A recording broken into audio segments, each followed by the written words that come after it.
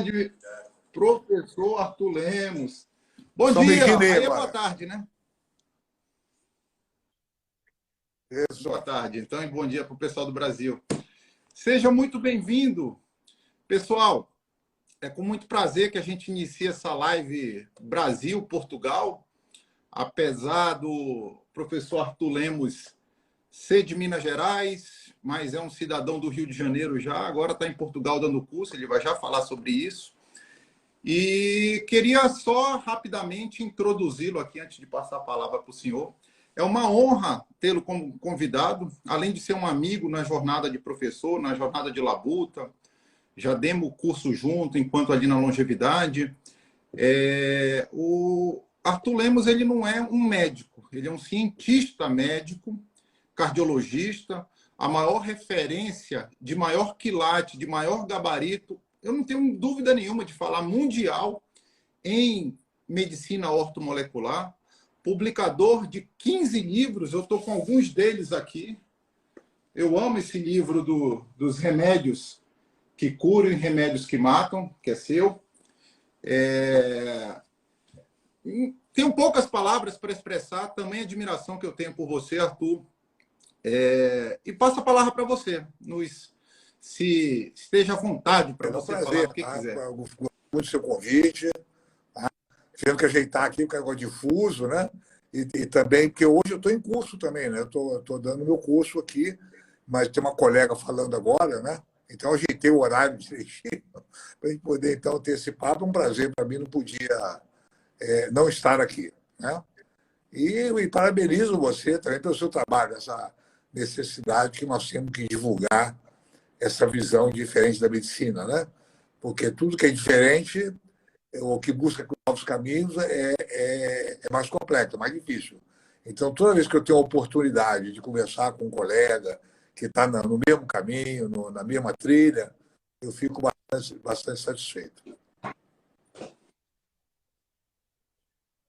Que bom. Até porque a medicina, eu vou colocar a medicina integrativa funcional, que eu acho que já abrange tudo.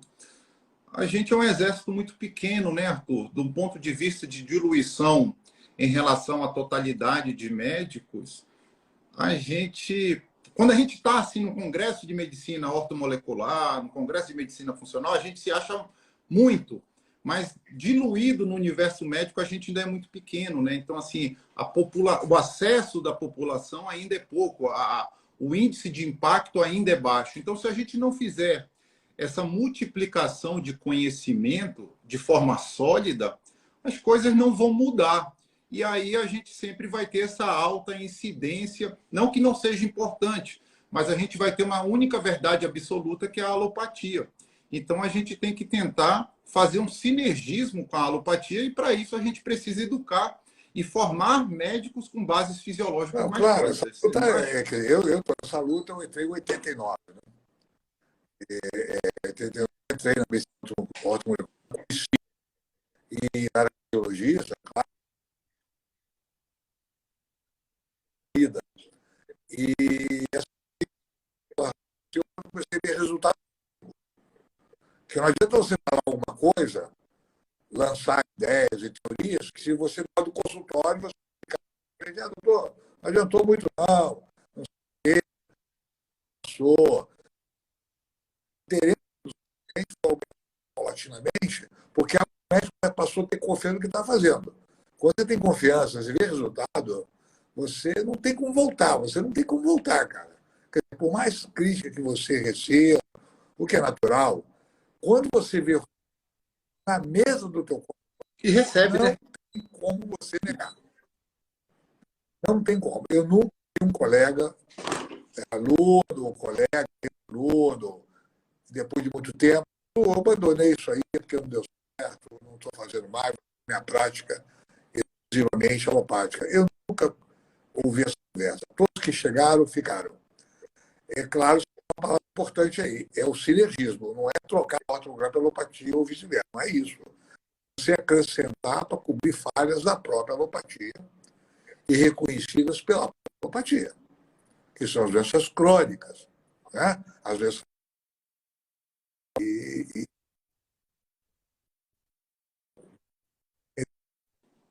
Não é Voltou agora. trocar um pelo outro, é Voltei. acrescentar. Então, quando você aprende acupuntura, quando você aprende qualquer técnica, você está acrescentando valor. E você, com isso, aumenta a chance de você ter um benefício clínico. E o calcanhar da medicina alopática é a doença crônica.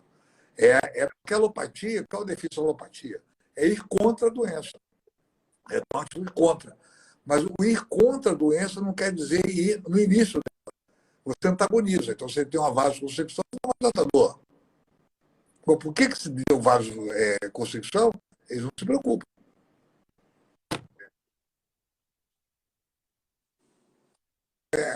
Doença essencial o tempo todo. Não se sabe se é essencial. Isso não tem cura. Então, eles não vão, na prática de consulta, em busca do motivo da doença. Ao contrário, o médico acadêmico, o pesquisador, ele está sempre em busca do porquê que a coisa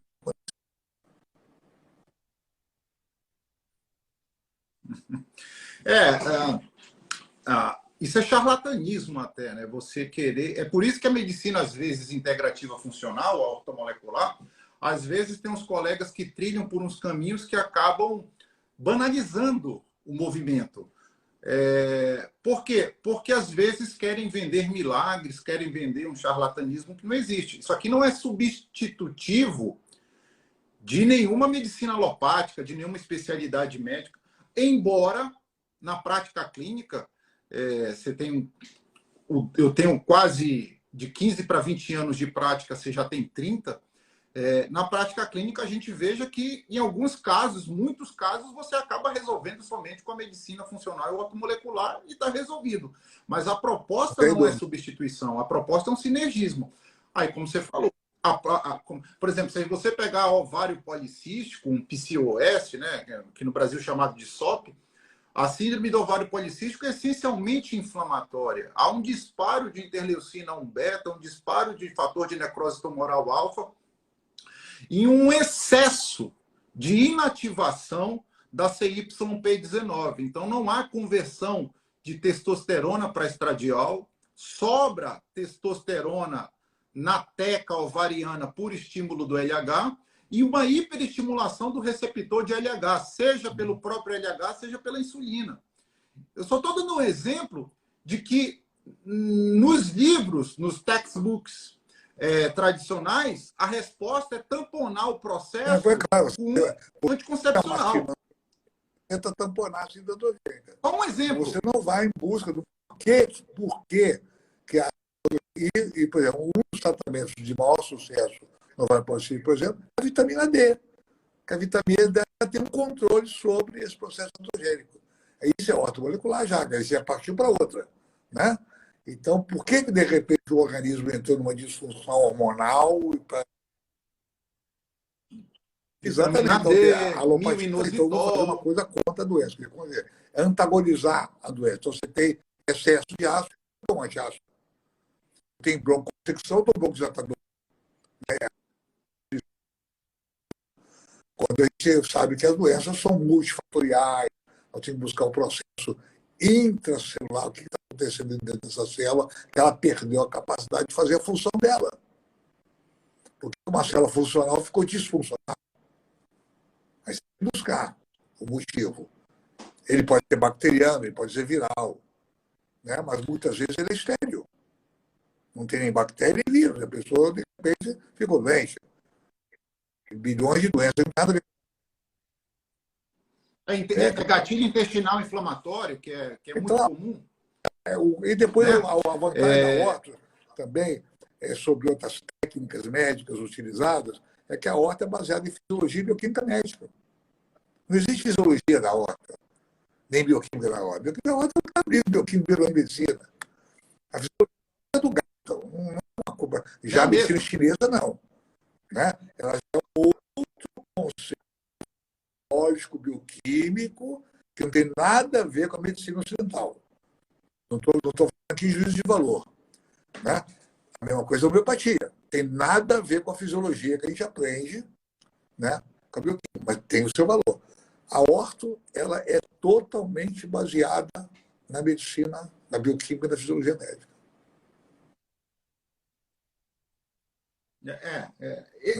Isso que é a validação, né, Arthur?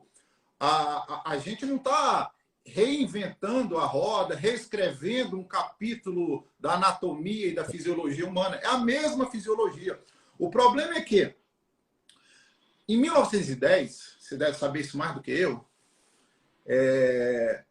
também não é tão antigo assim, né? 1910 não quer dizer que é sua época, né? Tô brincando, né?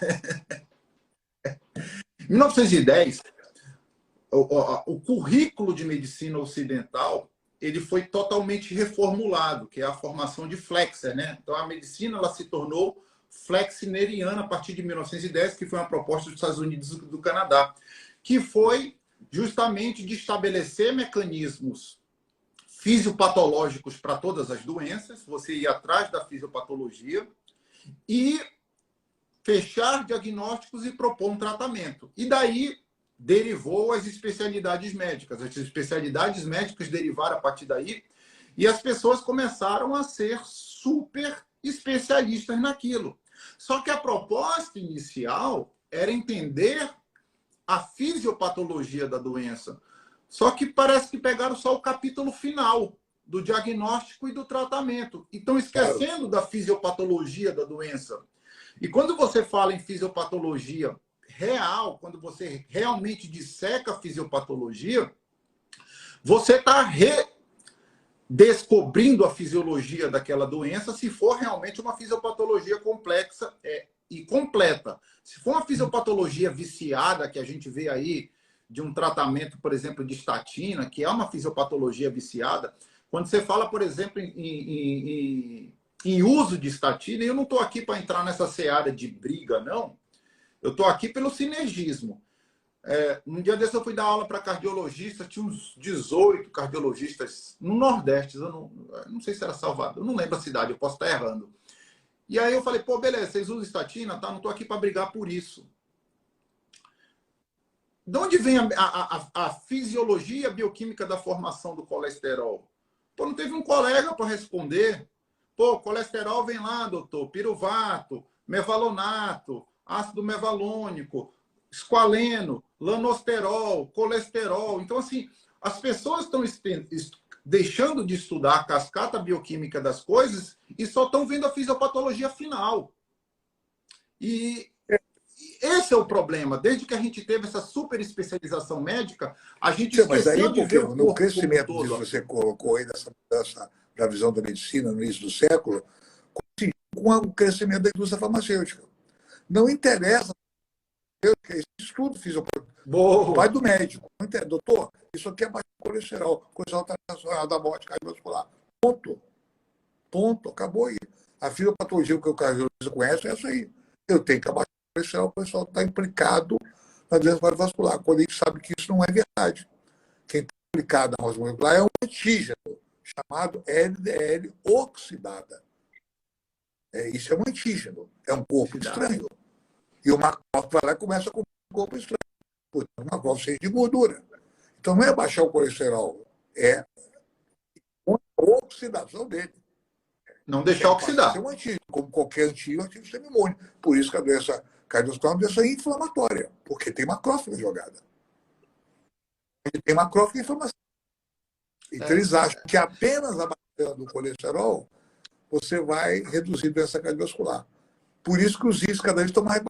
Como não reduzem tanto, eles vão cada vez os índices. A ideia é de 50. A ideia de 50 objetivo. A meca do cardiologista no paciente diabético. É a ideia de 50. Porque 100 não deu certo, 75 não deu certo, 25 vai dar certo. Né? Eu tinha lido uma proposta de 38. Eu vou botar. Eu estou dizendo 38 de LDL. Mas isso aí, ó, não tem, não precisa mais disso. Da doença autoimune. Para a doença autoimune, por exemplo, eu acho um disparate o tratamento. Por quê? É uma doença única, de modo fisiopatológico único, e dentro do paciente a gente tiroide, Hashimoto, artrite suprarrenal, Addison, artrite sepsis, esclerose múltipla, tá? Artrite de articulação, artrite reumatoide. Mas é a mesma doença. É a mesma turminha, é TH1, interferon beta, uma turminha. O que fizeram com a doença autoimune? Dividiram a doença. Então, o gastro trata o Crohn, o reumato a artrite, o neuro ou a esclerose múltipla, o endócrino Hashimoto. O que eles fazem contra o processo inflamatório? Nada. O que o oncologista faz contra o Hashimoto? Nada. Ele dá lá T4. Os outros estão usando o quê? Imunossupressores. Todos eles usam imunossupressor. E nenhum deles está tratando. Na ponta do iceberg, né? Somente. Então, eu tenho posto o quê? Que os conselhos de medicina, os acadêmicos, incluam na medicina especialidade, uma especialidade, o indivíduo que trata doença autoimune. Seja ele qual for. É um médico interessado em doença autoimune. Ele vai tratar todas elas. Porque o tratamento é o mesmo. Porque a doença é a mesma. Cada um, ela pode atacar uma coisa ou outra. Então, a doença autoimune é uma doença abandonada. Todo mundo está tomando os biológicos, né? Aquelas mais graves, como o Crohn, a reumatoide, esclerose múltipla, mas ninguém está atacando, que é a base da doença. Você imunossuprime. Alopatia.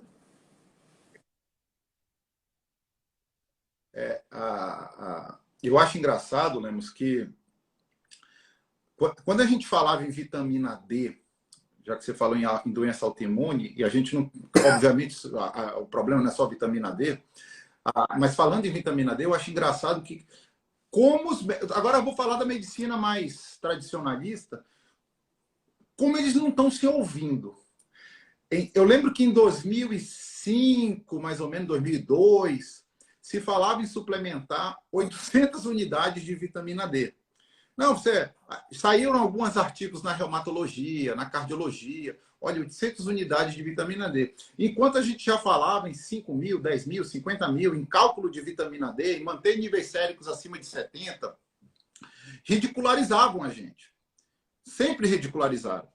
E aí, esses níveis de vitamina D foram sendo suplementados ano após ano. Agora, essa mesma turma que falava de 800 unidades em 2002, está passando 50 mil por semana, pelo menos. Está muito comum. Está muito comum essa prescrição na medicina tradicional. Está comum.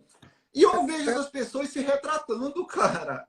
Tem professor meu fazendo isso e falei, pô, cara, deixa eu me retratar um pouco aqui, que eu fui um pouco injusto, eu fui um pouco malicioso quando eu falei da vitamina D. Eu não conhecia o poder dela, eu não sabia da capacidade dela de controlar T helper 17. Então, assim, as pessoas só estão jogando pedra e não estão querendo voltar atrás. Isso aí que a vitamina D só tem função mineral no corpo. Aí talvez 800 unidades, 1000 unidades possam ajudar. Mas as outras 200 funções que ela pode ter, acredito que ela controla esses 200 genes, essa dose é ineficaz. Então, vendo que mesmo o mineral tem que ter uma dose superior. Você não pode tratar... qual é a dose ideal de vitamina D? Qual no sangue, no soro? Eles calculam 20, uns querem 30 nanogramas, outros falam 20. Mas não, isso não é verdade. Você não pode ver vitamina D pelo soro. Tem que ver vitamina D por um local que ela faz função. Onde a função primordial dela? No paratormônio. Então, você tem que olhar a vitamina D medindo o paratormônio e não a vitamina D no soro. Então, vê pessoas com vitamina D de 50, o paratormônio de 60. Não está legal. Ela não está fazendo função dela. Está abrindo porta para doença autoimune.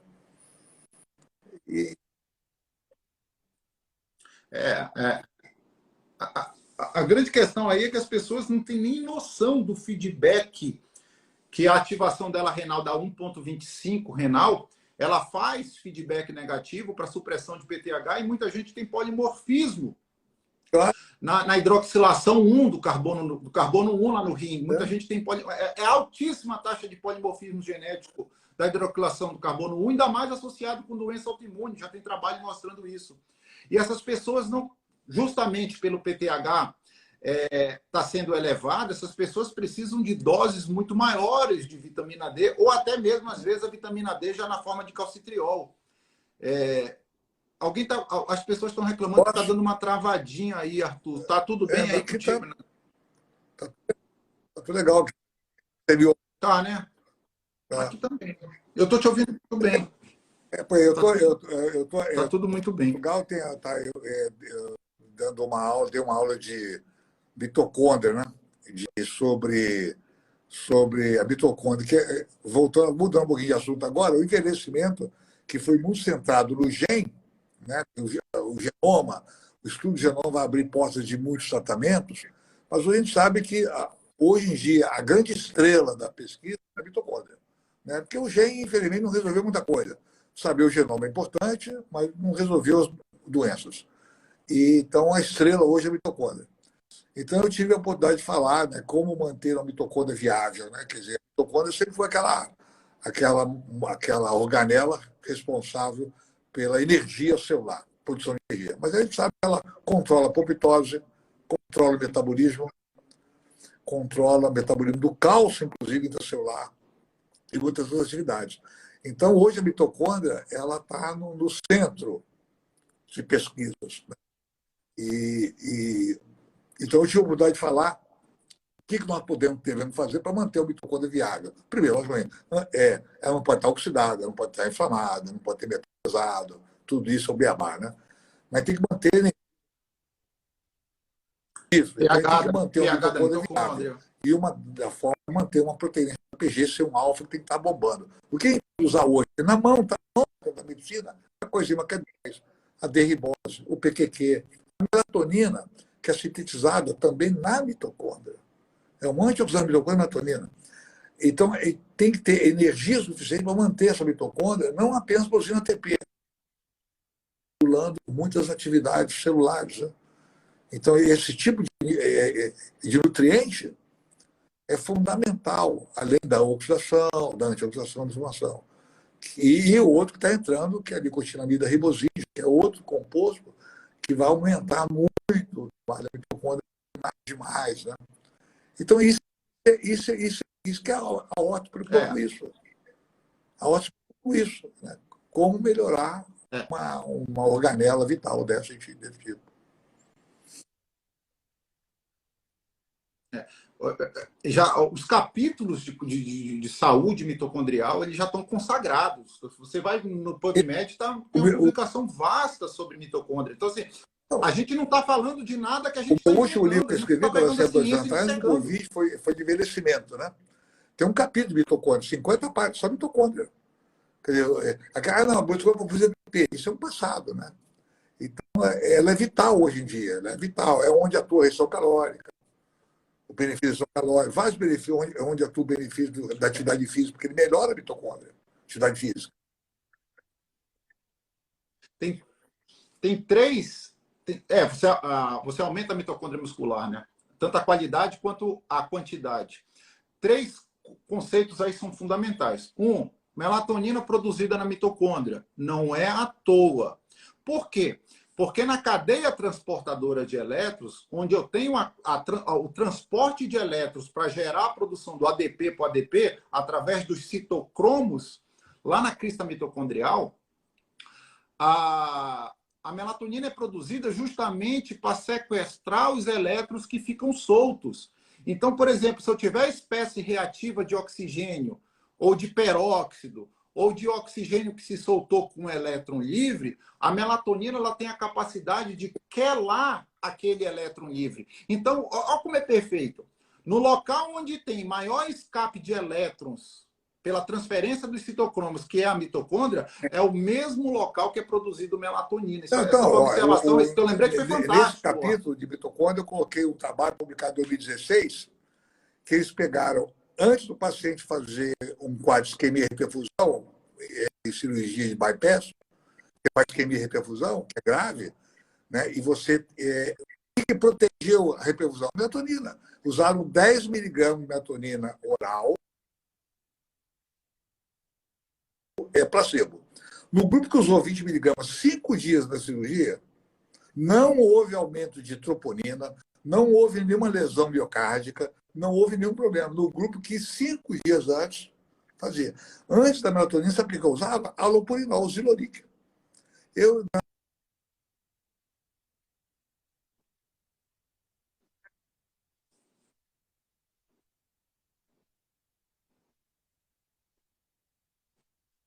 quando você insufla, você isquemia.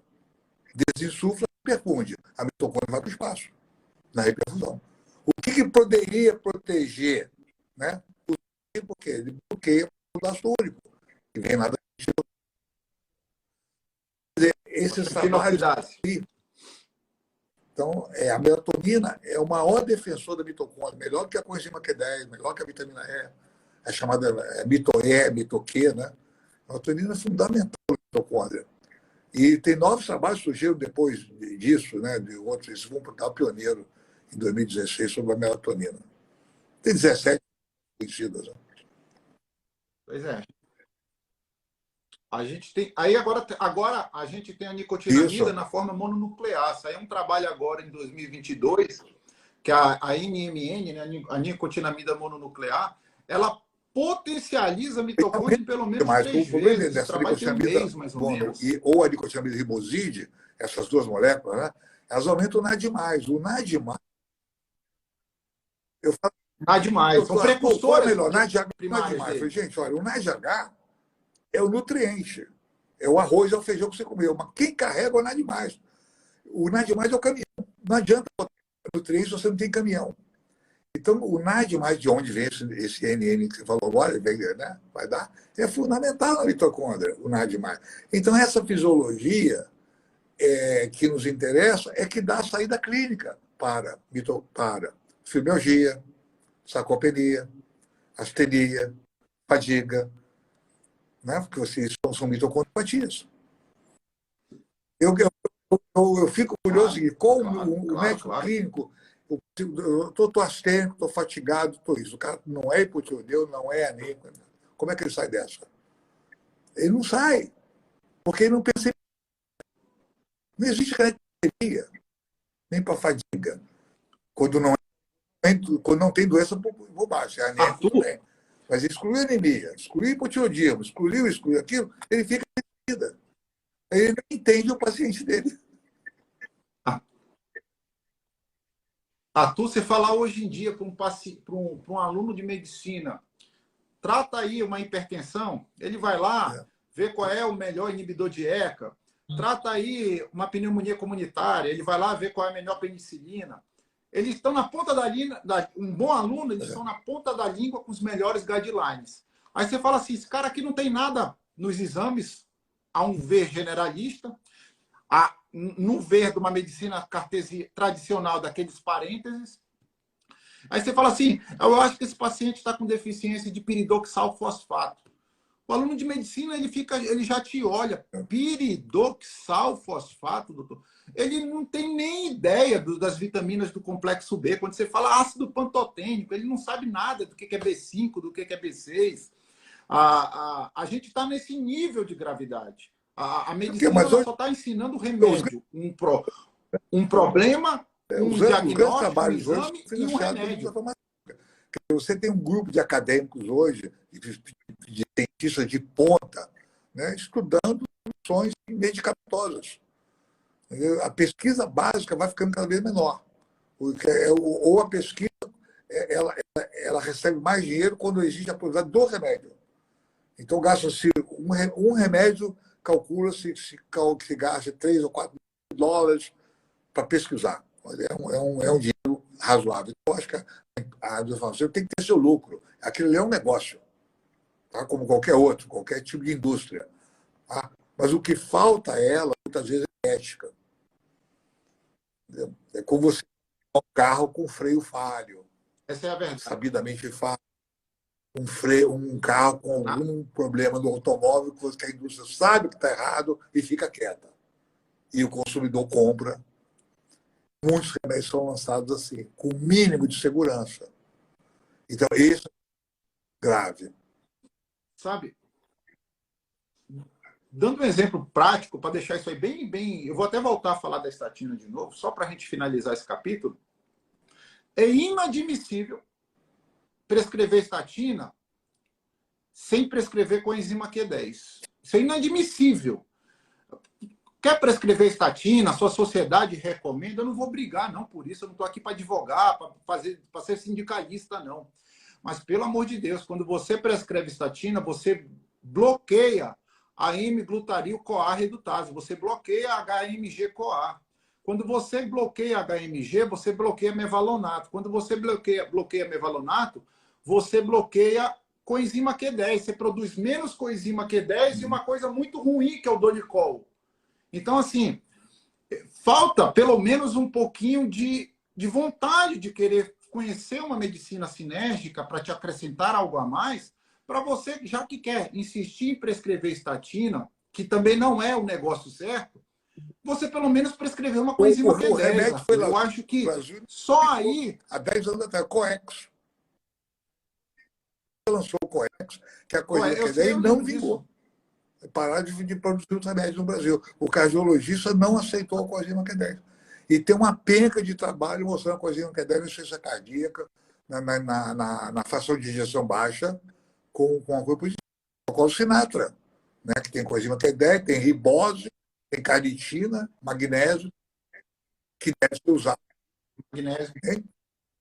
Pra você ter uma ideia, você deve ter lido esse trabalho, que foi publicado no Open Heart, do BMJ, do British Medical Journal, 2018, já tem tempo.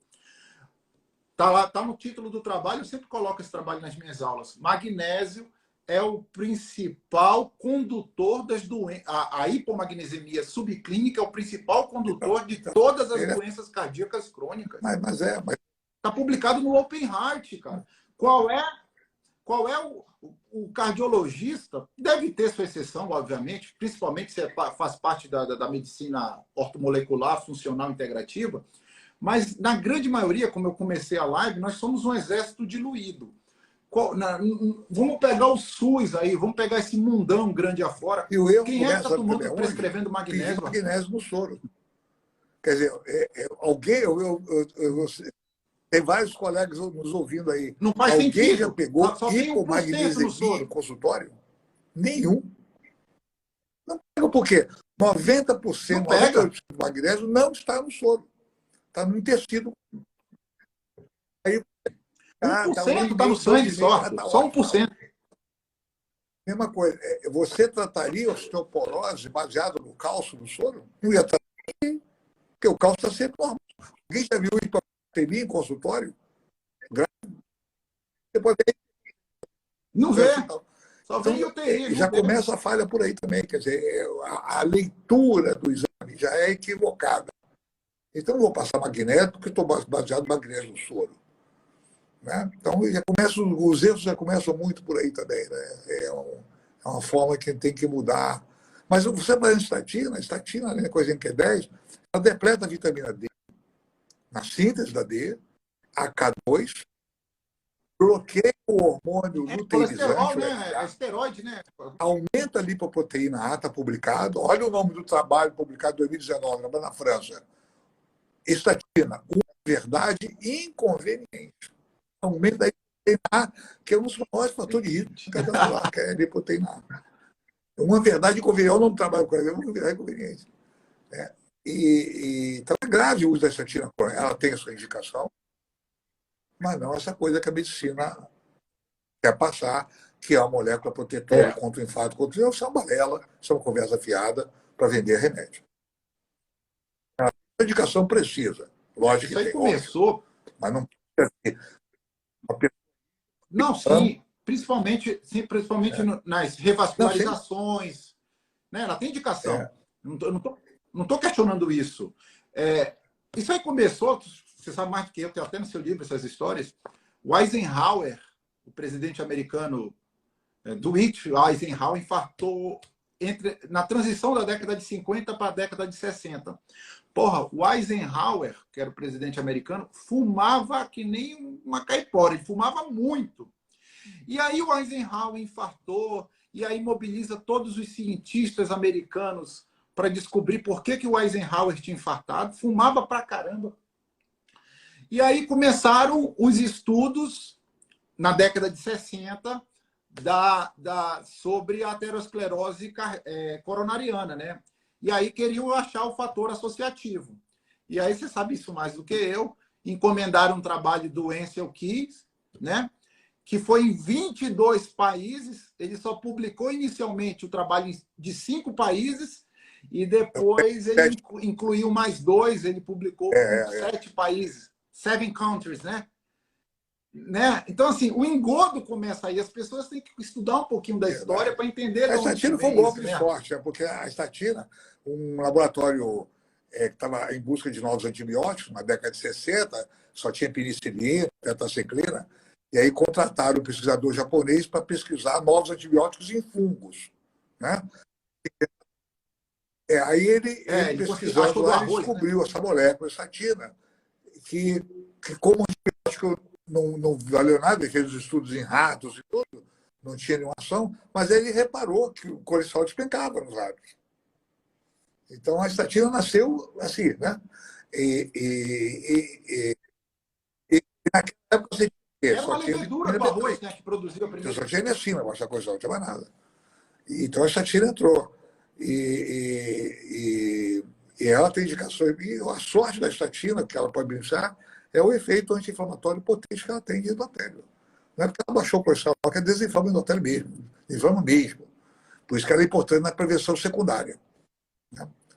E na prevenção primária, que é paciente de alto risco. Agora, baixar o colesterol na pessoa isca, tem 240 para prevenir infarto, é lista amarela. Não Essa é faz amarela. sentido. E é essa a maioria das pessoas que usam estatina usam por isso, para baixar o colesterol. E isso aí que é a indústria farmacêutica, é a conversa fiada. Só relembrando que o Arthur é Não, cardiologista, né, de formação primária. Não sou nem eu que estou falando, é um cardiologista com formação de quase 30 anos, então é é verdade. um Né? E peso a gente depois, ouvir outra isso. coisa também, outro engodo também, que passa, que colesterol não é gordura, colesterol é um álcool. É estrutura de álcool, mistura com gordura. Então as Cadeia pessoas. Então, fechada. aí já usou gordura mata. Então entrou naquele esquema do gordura mata, as pessoas foram para o óleo vegetal. Ômega 6, extremamente inflamatório. Aí soja, girassol, canola. Começou a vender isso. Então, que se associou um ômega 6 inflamatório, que são esses óleos, que produzem ácido araquidônico, né? Esses óleos vegetais. Como eu não posso comer gordura, eu Família troquei um, a né? gordura pelo carboidrato. O mundo era magrinho, ficou um mundo obeso, né? Muito carboidrato, muito ômega 6, e espalha insulina, quer dizer, insulina, arrumou o quadro, a obesidade está aí. Né? Então, vamos lembrar que na década de 60, quando você vai ver um filme americano em preto e branco aí, passado em Nova York, é aquele tudo magrinho, todo mundo magrinho, sem panturrava de bacon, gordura de porco. Era dieta livre, né? Hoje não, é a dieta toda cheia de milímetros e o mundo cada vez mais gordo. Cada vez mais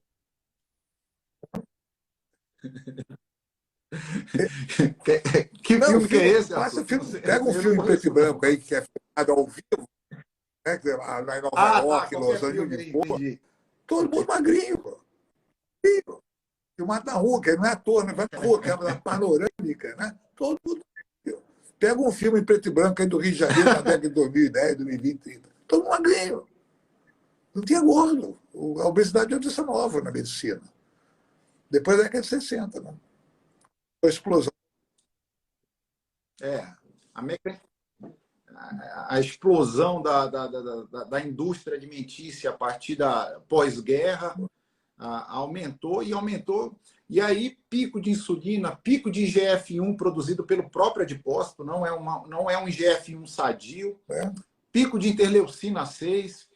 É isso aí, Arthur. A Foi dieta, que é uma muito bem dieta, muito, é observado. uma dieta E aí, proteica, carboidrato regular e gordura regular. Então, com a gordura proibida, né, quer dizer, ovo era proibido, gordura de porco, proibido tudo. Né? Branquinho, cheirosinho, mete salada, faz fritura com óleo de soja. Ficou a indústria, explodiu. porra, esse trabalho do Enxelki, aí é que mora o ponto de insustentação, ele foi feito com coelhos, pô. Pô, coelho não foi feito para comer gordura saturada, coelho não foi feito para comer proteína com gordura. É óbvio que vai alterar tudo no Exatamente. coelho. Coelho é herbívoro, pô. Exatamente. Tirar o parâmetro do colesterol humano baseado num animal herbívoro, num coelho. Então, assim, eu não sei como é que não baniram um trabalho É um científico trabalho que é desse, né, usado para cara? vender o remédio. É, Então, você deturpa o trabalho para vender o remédio. Então, qual era a meta ali? Gordura mata. Eu já tenho um remédio contra a gordura, que é a estatina. Eu já tinha um remédio na mão. Agora eu tenho que fabricar agora a venda desse remédio. Então, eu tenho que fazer o seguinte: quer dizer, eu tenho estatina, eu tenho então dar importância fundamental ao colesterol. Então, o colesterol virou, é a palavra, antes do Covid, a palavra mais usada pelo público no mundo, relacionada à medicina, é colesterol. A palavra mais usada é o colesterol. Agora, depois não, o Covid antes do Covid, E Atum, bora falar um pouquinho de envelhecimento, bora falar um pouquinho de qual é a sua visão em relação a minha visão. Celular. Pronto. Qual é a tua visão aí, em relação ao envelhecimento celular, entendeu? Envelhecimento de DNA, os processos de metilação relacionados ao envelhecimento. Esse livro que eu escrevi, ele chama O Grande Salto da Longevidade no Século XXI. O Grande Salto da Longevidade no Século XXI. Então, de 600 páginas. Então, tem um capítulo sobre telômero, mitocôndria, né? A saída, quer dizer, você tem várias saídas. Você tem a teoria oxidativa, a teoria hormonal, você tem várias teorias. O estudo, o caminho do estudo, ele veio com um trabalho dos estudos sobre a restrição calórica. Então, a restrição calórica é o único estudo teórico comprovado na prática, que aumenta a vida. É o único. O resto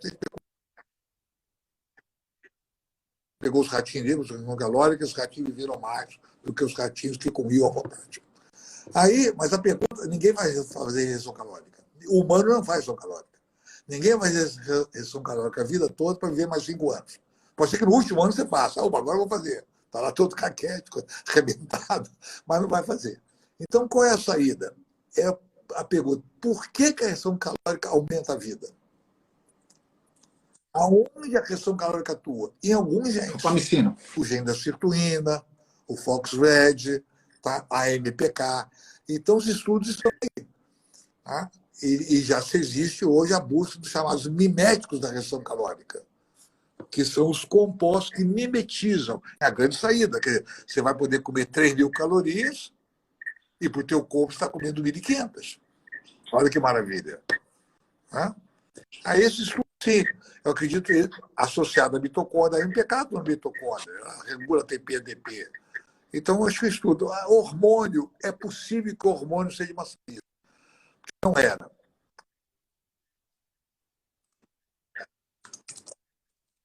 Memória, te dá força física, te dá coisa importante.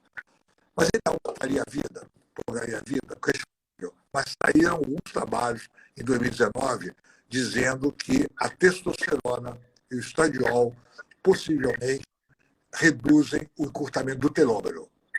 Então, se isso for comprovado, aí sim, você pode dizer que o hormônio pode diretamente influenciar os anos vividos. Ele influencia de forma secundária, é claro. Uma pessoa com sarcopenia por baixa testosterona vai abreviar a vida. Né? Mas diretamente o hormônio, se ele mexer no telômero, ele vai ser uma grande arma anti-envelhecimento. Você manter certos níveis hormonais. Mas, ao mesmo tempo, alguns trabalhos apontam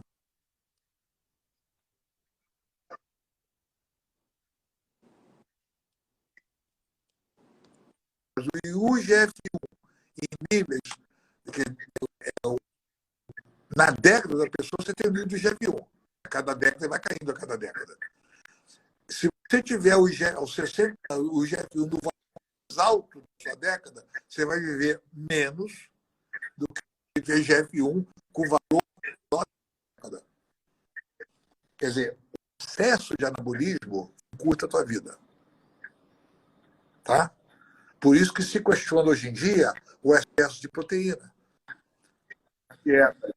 Os trabalhos apontam que o adulto, por exemplo, o homem adulto, a mulher adulta até 60 anos, ele não deve ter uma dieta hiperproteica. Deve ter 0,8 a 1 grama por quilo por dia. Já o idoso, não. Ele tem que aumentar de pressão anabólica. Então, parece que o excesso de anabolismo ao longo da vida encurta a vida. O excesso. Então, você pode ter...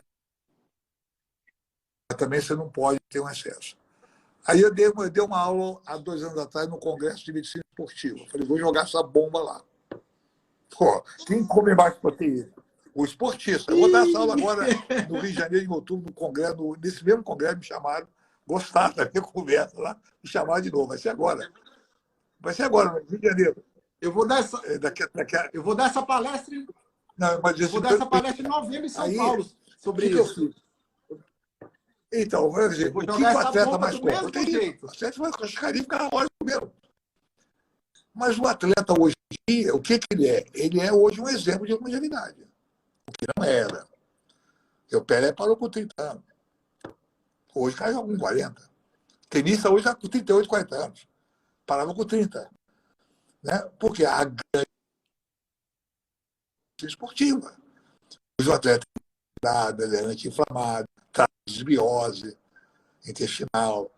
Então, hoje ele virou um exemplo. Então, hoje, quer dizer, apesar de ele ter uma carga anabólica intensa, que poderia causar um malefício a ele tem por fora um processo protetor, que é a própria atividade física, dieta de ponta, nutrientes, etc, etc. Aí, então, o atleta hoje, que não era 30 anos atrás, virou hoje um sinônimo de longevidade. Arthur,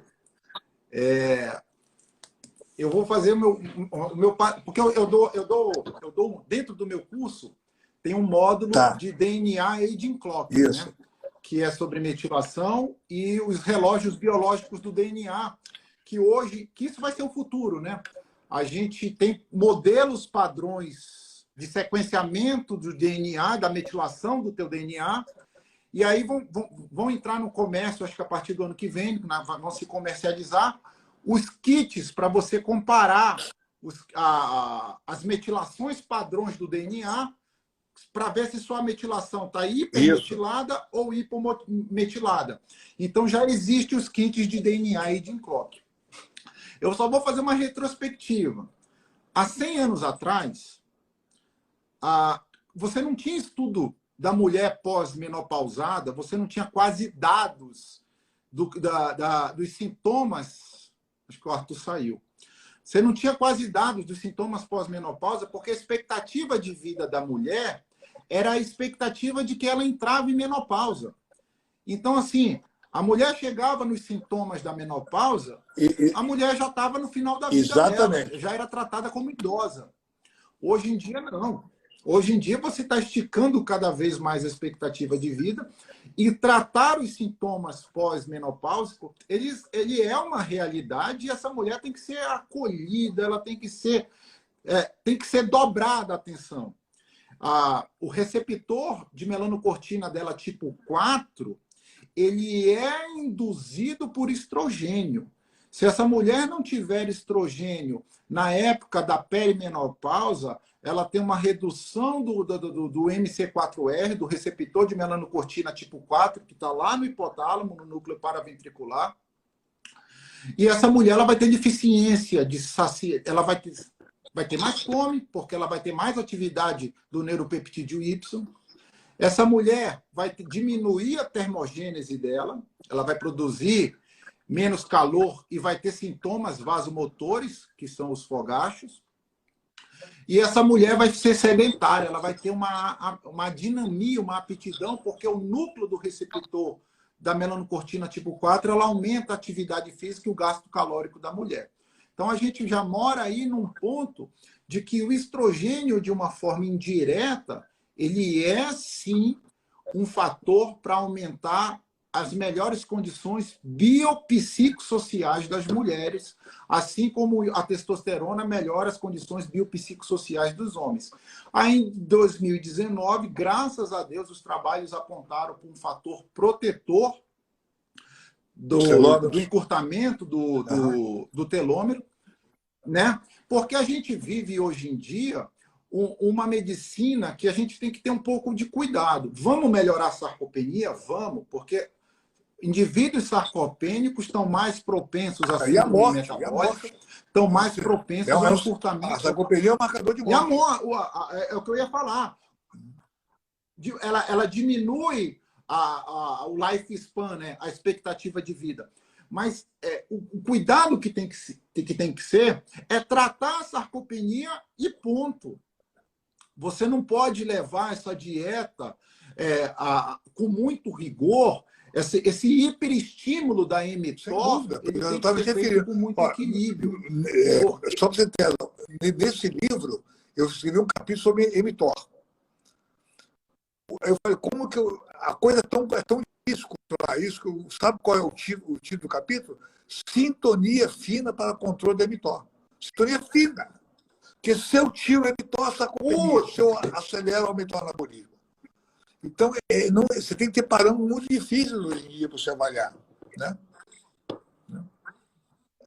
Hoje em dia, a droga que foi descoberto na Ilha de Páscoa na década de 60 por um brasileiro em trabalhos de tétano, está lá, tá a placa até hoje lá na Ilha de Páscoa, que foi a rapamicina. Então, a rapamicina é a droga que bloqueia a mammalian target, né? que é a via mTOR. Só que o bloqueio da rapamicina para a via mTOR, ele é muito forte. A gente tem uma droga no mercado, tem uma droga alopática que é o sirolimus. O sirolimus, que é usado para diminuir a rejeição de órgãos transplantados, para a pessoa não morrer pela rejeição, ele depleta o teu sistema imunológico, ele bloqueia o teu sistema imunológico. Ele bloqueia só que não dá ainda para usar o sirolimus, porque a pessoa vai morrer de... Aí isso que é o problema. Está ligado à imunologia. E mTOR2, ele bloqueia radicalmente. E aí que é o tesão. Os trabalhos de restrição calórica, eles mostram que há um mesmo benefício do bloqueio da mTOR do que você fazer a rapamicina. Então, assim, e como você falou, né, é impossível você viver um período prolongado de vida de restrição calórica. Mas se a gente tiver como exemplo os trabalhos das Blue Zones, em Sardina, na Itália, a Okinawa, no Japão, os trabalhos dos supercentenários das pessoas acima de 110 anos, a gente pode tirar aprendizados maravilhosos. São pessoas que têm uma pirâmide alimentar muito bem equilibrada. Aí você vê ali um equilíbrio muito grande. Indiretamente, é claro que a gente não tem essa preocupação, mas indiretamente você vê uma preocupação de pouco estímulo da via mTOR e, ao mesmo tempo, não ser sarcopênico. Eu acho fantástico. Exato, mas aí tem um ponto a gente se inspirar que avaliar bastante o seguinte. Okinawa, o povo do Mediterrâneo, a bacia do Mediterrâneo, tanto a Europa quanto a África, existe uma coisa chamada Itália, né? dieta, que aqui no Brasil está traduzindo como dieta.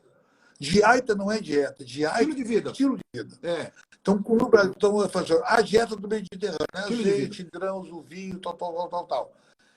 Nós importamos só a dieta. Dieta de Okinawa. Importando dieta. Não importando a dieta, que é o estilo de vida. O que é o estilo de vida? Atividade física, dieta hipocalórica também. Você tem siesta, você tem descanso, você come com a família.